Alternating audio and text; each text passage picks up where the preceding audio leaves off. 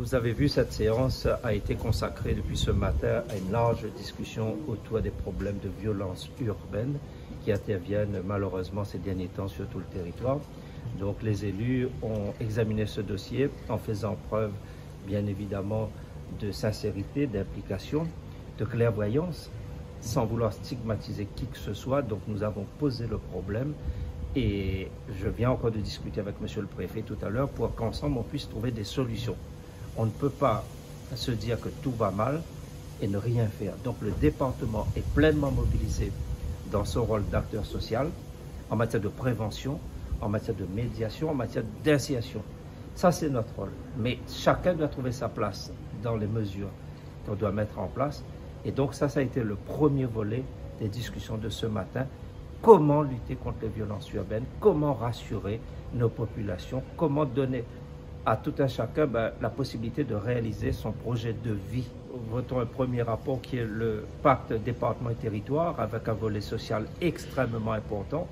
Donc sur les dernières années, nous avons apporté 30 millions d'euros au CCAS, donc aux communes pour venir en aide aux populations défavorisées.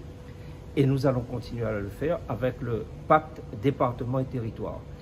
Et en ce moment est examiné un deuxième dossier qui est le PLS, le pacte local de solidarité, qui va là aussi nous permettre de mettre des moyens en place.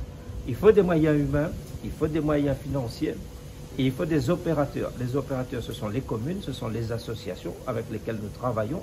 Les opérateurs, ce sont aussi les agents du département. Je tiens à leur rendre hommage pour dire la qualité des services que chacun peut rendre dans ses missions. Et puis, quand ces dispositifs sont mis en œuvre, nous sommes sur le terrain, nous sommes dans la proximité, nous sommes au contact des plus défavorisés. Moi-même, j'ai été à bras fusil, j'ai dialogué avec des jeunes, avec des moins jeunes.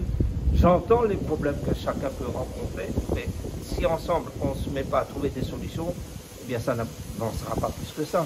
Ce matin, donc, le pacte département et territoire représente 90 millions d'euros, dont un gros volet en investissement, parce que quand vous passez, vous voyez des équipements dans vos communes, par exemple des équipements sportifs, quand vous voyez des aires qui sont aménagées, des équipements dans les écoles, souvent c'est le département qui vient soutenir les communes pour réaliser ces équipements.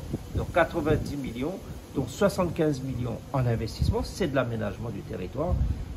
15 millions d'euros donc à côté pour aider les communes qui sont labellisées petites villes de demain et pour l'action sociale.